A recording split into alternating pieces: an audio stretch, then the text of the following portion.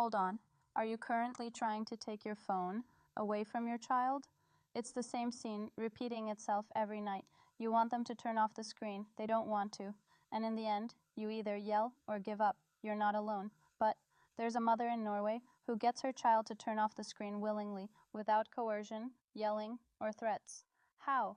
Before watching this video, write in the comments. Do you think this is a miracle or a learnable system? Why do most children not want to be away from screens, while Norwegian or Danish children can play outside for hours without touching screens? It's not just a matter of discipline. It's a much deeper Scandinavian parenting secret. When it comes to screen time for children, one of today's biggest challenges, the Scandinavian parenting approach is actually based on managing technology rather than banning it. If you're looking for parenting tips based on child brain development to prevent your child from developing screen addiction during their developmental process, you're in the right place. Think about it. Do you remember an adult struggling to get you away from a screen when you were little? Or is this a struggle unique to this new generation, something nobody taught us? I promise, by the end of this video, you'll learn 3 concrete things you can try at home tonight. But first, we need to understand why this struggle is so difficult. Because the culprit isn't your parenting style, it's something much smaller, much more invisible. Let's clarify something first. Screens aren't inherently bad. The real issue lies in how the brain reacts to them. If we understand this, we won't blame ourselves or our children. When a child looks at a screen, their brain is rewarded dozens of times a second through bright colors, fast cuts, surprise sounds, and unexpected rewards. Each of these delivers a small dose of dopamine. You can think of it like constantly eating something sweet. It becomes addictive. The brain then starts to find real, slower, patient activities, like finishing a puzzle, getting along with a friend, or climbing a tree, increasingly unpleasant. This is because the point of comparison is now the instant blast the screen provides. When a child's brain is exposed to this stimulus, especially when they are just watching and not actively building or making decisions, the dopamine system enters easy gratification mode. Once it gets used to this mode, it becomes increasingly difficult to return to the slow pace of the real world. It's like someone who always uses the elevator finding the stairs too tiring. Now, here's something most parents don't know. This cycle isn't the child's fault. The brain always chooses the easiest reward offered to it. So, a child's screen addiction isn't a sign of weak willpower. It's a perfectly normal reaction for any human brain, especially a developing one. This is where Nordic families take a different approach. They don't ban screens entirely, as they know that could backfire and even make the child more greedy for them. Instead, they reteach the child's brain the habit of active rewards. Rewards that are slow, require effort, but provide much deeper satisfaction. We'll look at 3 specific habits next, and none of them involve removing screens entirely. Now let's go to Norway.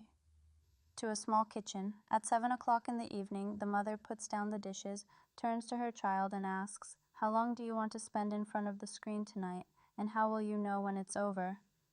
This sentence seems so ordinary that we don't realize how simple, yet powerful it actually is, because this mother isn't setting a rule.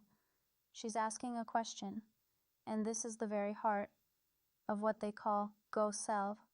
Do it yourself and decide for yourself. The child is turning a small hourglass with their own hand. No one is counting over their shoulder. No one is shouting, "It's over, turn it off." Time is in their hands. And strangely, when this self-chosen time is up, the child puts down the screen much more easily, because it's not a punishment, but a promise they've kept. If you notice, you're sticking to a goal you set for yourself, instead of a rule imposed on you. Children are the same way. When they take control, they embrace it instead of resisting. Now, let's move on to the second habit, and perhaps the most overlooked. Never let them watch screens alone. In Scandinavian homes, when a child is watching something, the parent usually sits next to them, even if only for 2 minutes. "Show me. What is this?" Just this simple sentence transforms the screen from an escape route into a moment of embrace.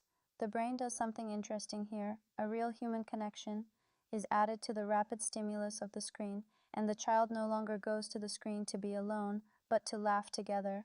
This small change makes a difference. Now, let's delve a little deeper because this third habit is perhaps the strongest. Friluftsliv. I've actually mentioned this word in all my previous videos. For Nordic families, it's not an activity, it's a way of life. Remember the saying, there's no bad weather, only bad clothes.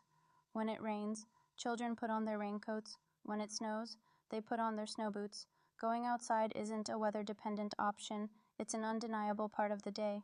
So, why is it so important? Now, you'll understand why I'm mentioning this word again, because nature offers the exact opposite of the quick, easy stimuli provided by screens.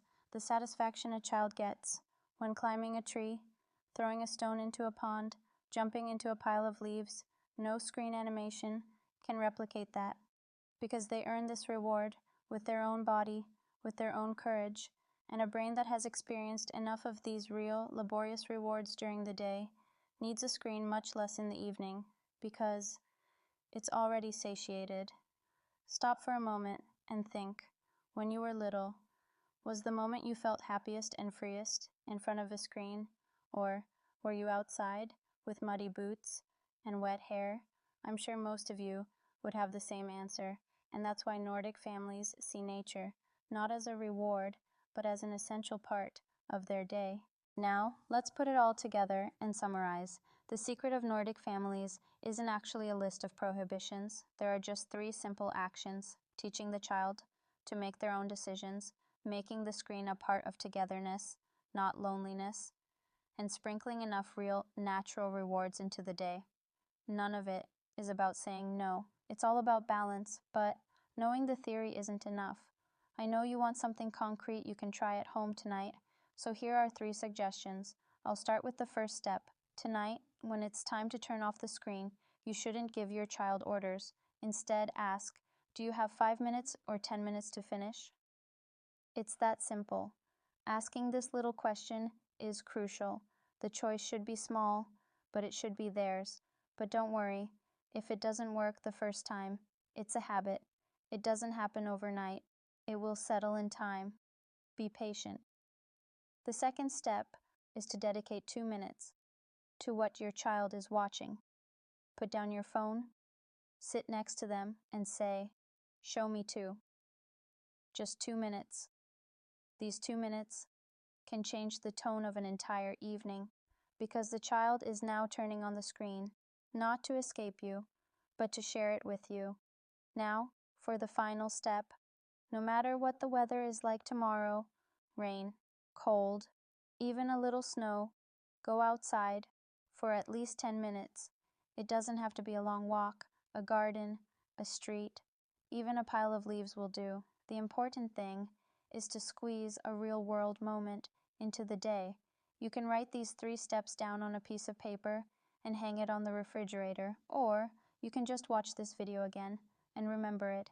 It doesn't matter. The important thing is to try one of them today, tonight, and striking a balance is much harder than imposing a ban, but much more lasting, because a ban weakens as the child grows older, but a habit they form grows with them. Send this video to a friend. Maybe they think of someone who has a screen battle with their child every evening. Maybe that friend is you, and you just found this video exactly when you needed it. But I must admit, these 3 methods aren't always enough. Sometimes a child goes through a real crisis, crying, screaming, refusing to let you take the screen away. And at that moment, it feels like no offering choices technique is working. Maybe that's exactly what you were experiencing just now, before watching this video. Well, there's a method that Nordic parents use in those crisis moments that not many people know about. I'll explain it from start to finish in the next video, which phrases they use, what they do, step by step. Subscribe now and turn on the notification bell so you don't miss it, because I want you to have a ready answer. The next time you're in that crisis moment, I'll be waiting for you in that video